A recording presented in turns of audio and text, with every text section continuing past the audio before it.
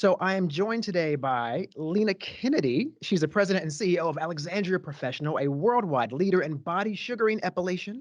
And she's always had this sort of inclination when she was younger to have been told to marry a millionaire, but she chose instead to grow up and become the millionaire. And today she is known as the Sugar Queen and founder of Alexandria Professional, which is a multi-million dollar beauty brand with products sold in over 30,000 salons worldwide. Lina, welcome to Motivational Mondays.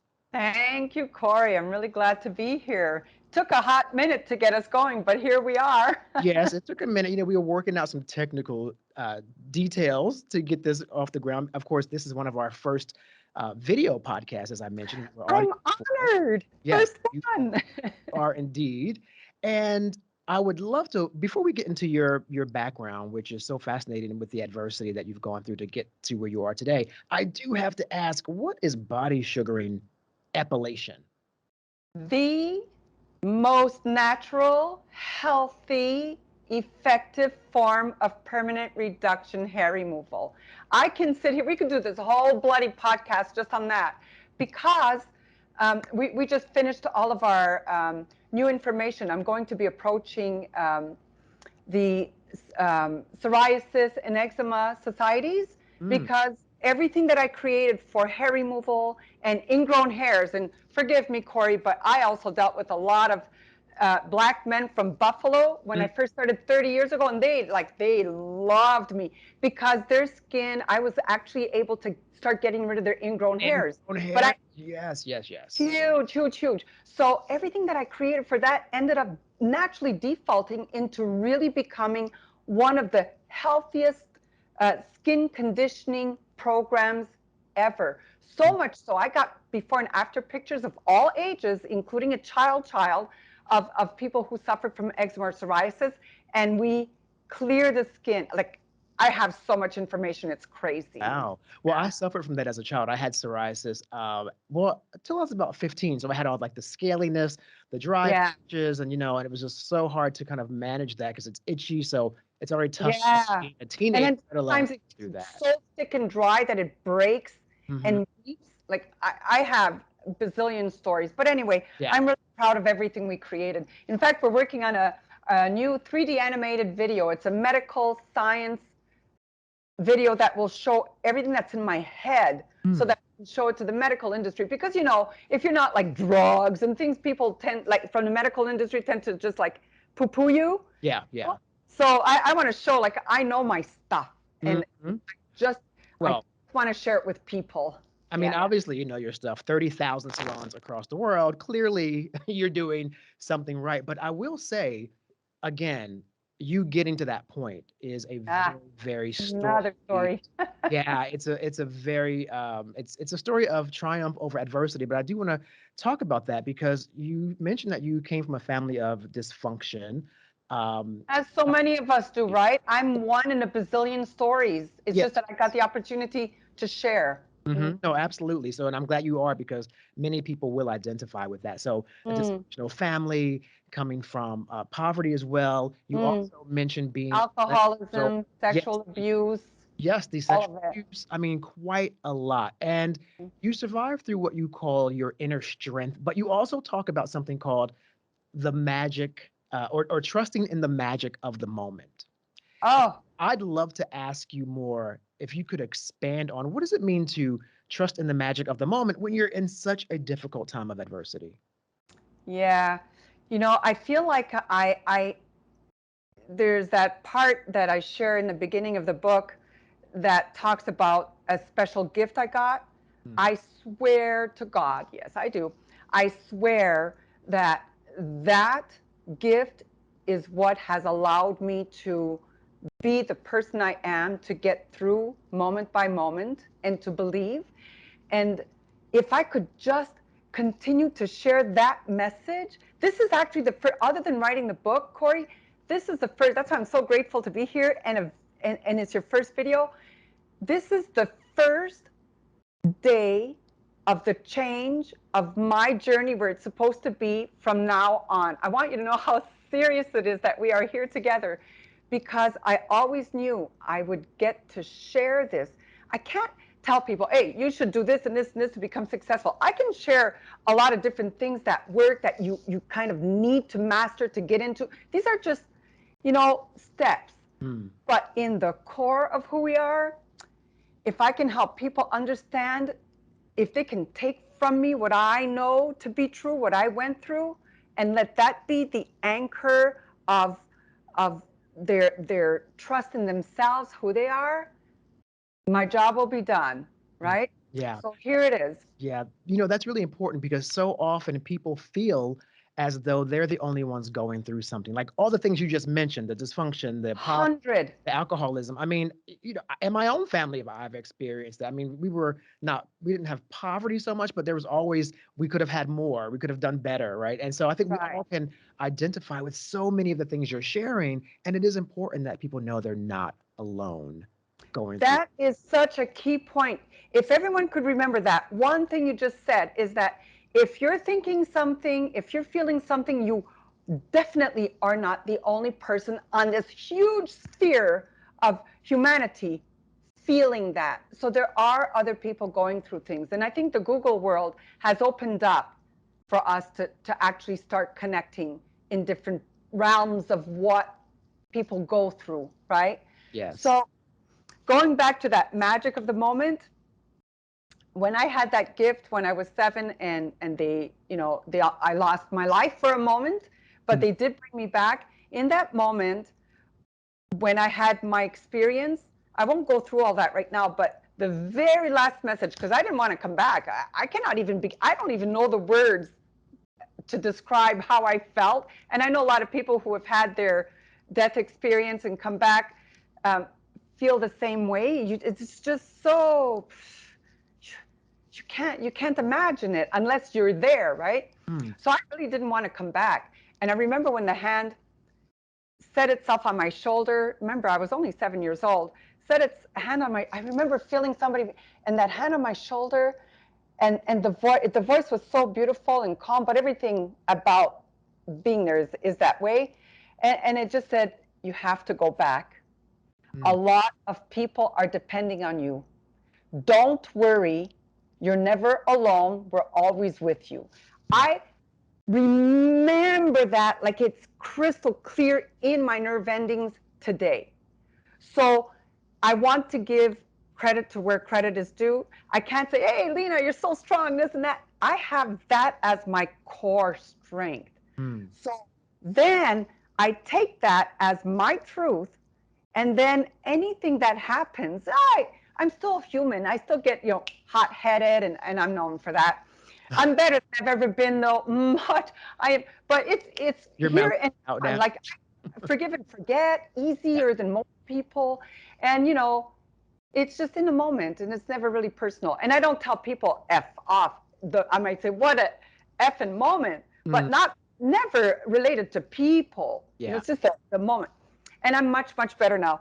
But knowing what I know, and knowing better today, that every day when I wake up and I say, and I do this ritual every day, I'm grateful for the joy, abundance, and love that finds me today, because you can have that every day in your life if you're open, Mm. right? Then following that is, I'm open, I receive, because you can't receive if you're not open, Right. and I'm ready. Because if you're not ready and you receive, it's a lost opportunity. Like knock, knock, yeah, but you're not really taking the opportunity. Mhm. So I say this every single day. So then, no matter what happens, I know for a fact that there is some joy. There is something of abundance. It's how you analyze these things, how you describe them that matter. And there is love. You just have to open to it, and you will see it there. I swear to God. Well, It, I believe you. It sounds very convincing to me. I totally believe you. And also, I think that, and tell me if I'm wrong, it seems as though because you had that experience, and let's just sort of like summarize it. I mean, it was a near death experience we're talking about, yeah, or you said you did basically. I was not there. They didn't know they could bring me back, but Right. So I you had was actually been didn't want to come back. right. Hmm. And so you had that experience in which you actually did transition for a moment, or you were in that moment of transition, Yeah. and Yeah. something, the beings told you, you have to go back. People need you. And then fast forward to your life's work now has become Yeah. helping people and being there It's for people. crazy. So does it feel like you were sent back and you felt like you had an obligation to live up to Oh, what? 100%. Mm. I knew, I don't even know how or why. You know, the joke about my grandmother telling me to marry a millionaire, Right, and right. my cousin, who was way ahead of her time, which I didn't know back then she was gay, you know, she'd say, don't marry a millionaire. You don't need a man. Make your own money. There you You know, go. when you look at that, this is like when I was in my teens. But even before that, I always knew I had to become, I had to become wealthy, not just for the freedom of money and luxuries. You know, I love pretty things, and I've always been that way since the day I was born. That's why I loved my grandmother. She had like matching hats and gloves and Mm. shoes, and Yeah. I Be just loved her stuff, right? So I knew I had to be, because I knew something had to come from me later as a share. I have so much to share. Like an hour is not going to be enough for us. But so I knew that intuitively, because I knew that even if I am who I am, if I don't have that financial success, and people equate success to money still today. I know we've done all the fluff stuff. Success is you, your family, with a, and I know that, and that's the way it should be. But in our society, if you're financially successful, people feel like, ah, I should listen to him or her, mm. right? Whereas I just love people for the stories they have to share, whether they have money or not, because there's something so wonderful to capture from every person if you give it a minute to Mm. hear, right? To listen, to hear. Yeah, that's true. So True. I knew I had to make the money. You know, people say, "Oh, sure, you've changed. Come on, you can't." I still feel like I'm that same person. You know, I can still wear my muumuu at night and no makeup, and still, and I can go to the grocery store and feel comfortable. I'm comfortable, but other people see me, and it happened to me. Oh my God, what's wrong, Lina? Oh, I have no pigmentation when I take my brows and lipstick off. That's what's wrong. Well, yeah. Well, it's funny too about that. When it comes to people who, like my grandmother, for example, was raised. She was born in 1929, and right there at the Depression, and so she had 11 or 10 siblings or something, Yeah, of and they course. were very, yeah, they were, and they were very, very, very poor. So my grandmother later in life, when I, came along and got to, be in her doting presence all the time, I got to see her go shopping and buy all that she wanted. And my grandfather was Yeah, like, "You have another purse, you have another bag, you have another pair of shoes." But it was because that time of growing up in poverty that's right. made her now realize I've worked hard to buy what I want. I'm going to do it. Do you have a sense of that sort of coming through? Like, you're not going to be like shamed by your wealth because you grew up poor. Yeah, yeah, and it's no secret. I'm a shoe addict. You know, I'm not a purse addict, although I do collect evening bags. I just love the beauty of evening bags. But um, I've treated myself well, Mhm. and I don't let people shame me. Right. The ones that would shame you most are usually the people that are supposed to be the closest to you. So you know they say you can't make your millions in your backyard. Uh, I could write a book just on that. But you know what? I respect them, and I'm happy. You live your I'm life. happy with Right. who I Right. am. I'm happy with all. You know, I've been so blessed with the body sugaring business. I've helped so many people who have serious um, confidence problems. You know what I mean? Self-confidence problems, and this really helped them. So I've helped a lot of people for better reasons than just looking beautiful or having silky skin. Like more than that, right? Lots of good stories on that. Um, But more but meaningful help you've given to people, like you said, is not just about the external. You've done things. yeah, Part of your mission, if you will, is to really help people be yeah. better selves. When you know, they always say if you can make money with something you love doing, that's the best thing. Well, I never liked body hair, so it really happened magically that I got into this. And so it's very easy for me to tell people, let's get rid of this, and make it better, feel better, look better. But but I really did get to help a lot of people because of that, not just on the aesthetic side, but also people I hire. Women I've given opportunities to who didn't really have any money to start a distribution. So I kind of like, I bought into them and they've become very successful. Yeah. So sometimes it's not just about the money, but what that money can help facilitate, Mm, not just for you, but for others. I love that. And that's been the whole drive. But now today, Corey, it's the new drive. Like my new website is, well, it went under construction. Lina Kennedy website is all about the real, not the real, it's not that I'm not the real person when I'm doing business, but my real core cause. And that's to help lift the veil on silence of abuse, especially, sexual abuse and children. Like my heart is, that's why I love children so much, because their voices are not always so clear, Hmm. you know? Yeah, no, I do want to ask you about that. I was curious to Yeah. know what sort of, well, let's just go back a little bit because, of course, as we mentioned, that's a cause that's personal to you because you are a survivor of child abuse. Absolutely. Absolutely. So now Mm. you are using that experience, that history, that personal history to help others deal with it. So tell me about the organization and what you guys do to help further the cause of awareness for against such So groups of children. my new organization is being set up now because there's a lot of things, when you're a nonprofit so I have lawyers to handle that. Mhm. It's going to be called, it's been trademarked now, Lift the Veil on Silence Society. And I can't wait. We're going to launch. Maybe we'll get back together when I do I would launch, love Court. that. Yes, that's also a cause that I'm very passionate about. So I would love to have you back to talk about that. Well, listen to this. I get so excited. Listen to how much I believe in the universe, my angels, God, uh, all of it, right? And myself, because we're all like this, right? So for me, I feel blessed that I understand that, because I know I'm not alone, because I know I have super strength, for when you need it. So listen to this. This is so cool. First, I'm told I have to go back.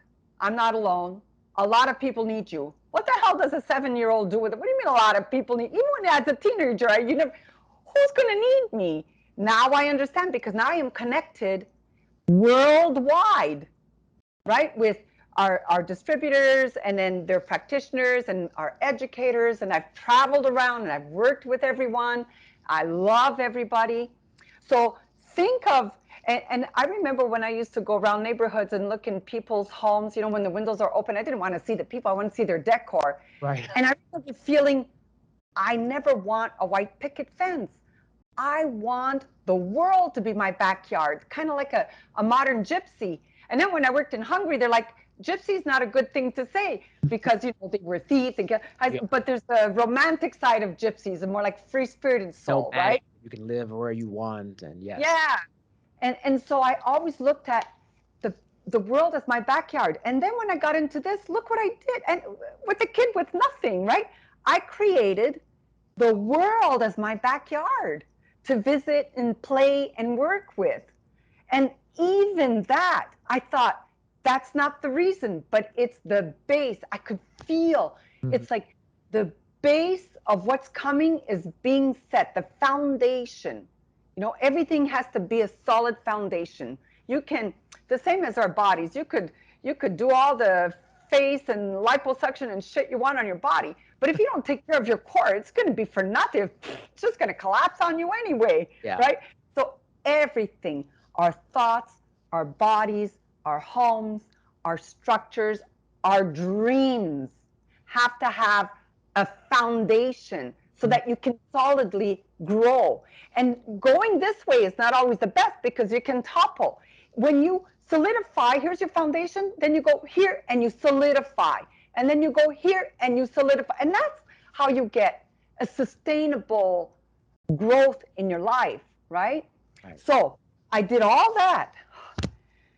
And it's only this year, only this COVID was I hate to say it, because I know, but COVID was really a tremendous blessing in my circle. Yes. We've Well, done amazing things. yeah, I know people have a hard time saying that, and I totally understand because it's like it's a terrible thing, but for many people, they were able to recalibrate it forced That, people to do things different. yeah. From that came a lot of new, fresh ideas. So I know what you mean by that. Yeah, it's just it's such a sensitive topic, Mhm. right? Like we lost good people around us too. So I Me get it, but you know, it's kind of like the don't let don't let your successes, don't let people shame you for your successes. You too. know, it's all relatable, right? Yeah. But so think about that whole foundation I just told you about, and we've been solidifying that foundation step by step.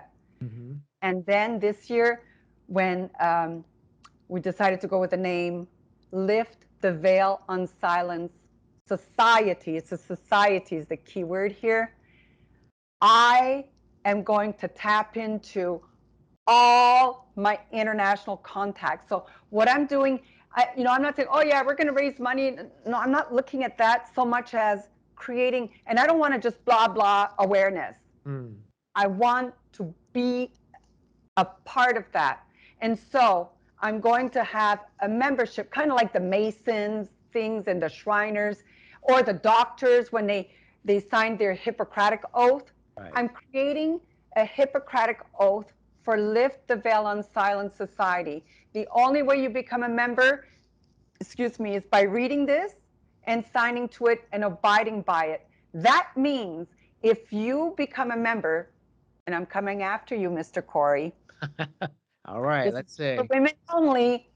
But if you look at this and you become a member, on that day that you sign, you agree never to let that veil be over your eyes when you see, when you think, when you have it in your, like, oh, why do I feel this?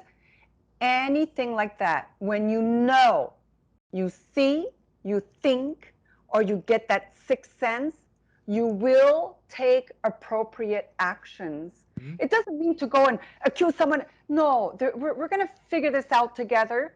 And I'm going to talk to people, and this will be in the Hippocratic Oath so that we all follow a process that will potentially stop one child Yeah. from being abused. You know. Starts with home. Mhm. Oh, I was Goes just going to to ask behavior. you. Do you, I Yeah. mean, I was going to ask you. Do you find that people um, are not reluctant, but do you think there's a fear of people getting involved when they find On out? all levels, Yeah. and it hurts my heart so much. Oh, I see it. This will always be very close to me, not just because of what I went through, but I've watched a lot of programs on it, and just any child being hurt, whether it's sexual, physical, mental. I mean, I Hmm. can see the physical and the sexual to me is worse than the mental, but a mental can still distort their ways of progressing in their lives, right? So that's a terrible thing too. Hmm. But people, so you look at my mother, for instance, in those days, long time ago, in those days, it was silence. Yeah. It was taboo. Didn't You talk did about it. not share this with anyone. Yeah. So I don't blame my mother. I love my mother. I think she's probably the strongest person I know, and I'm pretty strong. But I think if she'd have been 20 years younger and lived in around my world, she would have been something to reckon with, because she's really quite amazing woman with grade 3 education, Mhm. super amazing. Knows how to save a penny much better than I ever learned. Um, Yeah. but in those days, it was complete silence. And then in my time, it was a little bit more open. You can talk to your doctor or to a friend, or, maybe beat the shit out of the person doing it and go to jail, whatever. And then you get to today, and it's, with the Me Too generation, which is where we are, right? It kind of like open, but we won't talk about that because I'm really that centered person when it comes to the Me Too situation as well. And maybe that'll be another conversation another day. And maybe people won't like me for what I have to say, but it has to be said.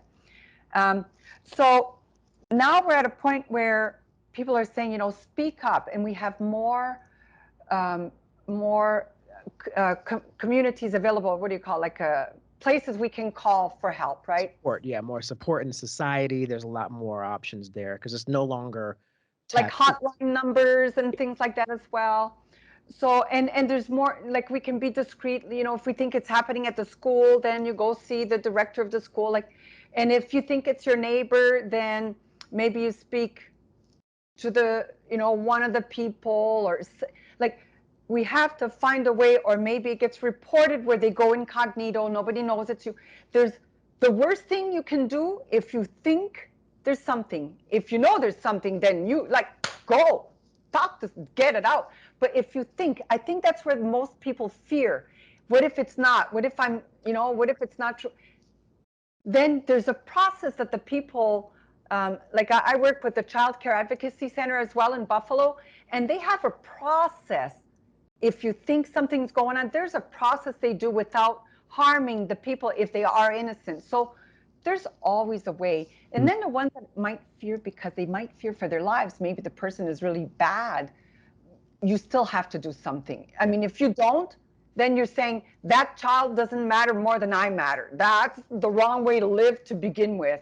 Yeah. And karma can be a bitch. Well, it's this wonderful story, though, at the core of what you're doing, which is that all the things that you've gone through have led you up to this point. As you mentioned, the foundation, I call it the catalyst, right?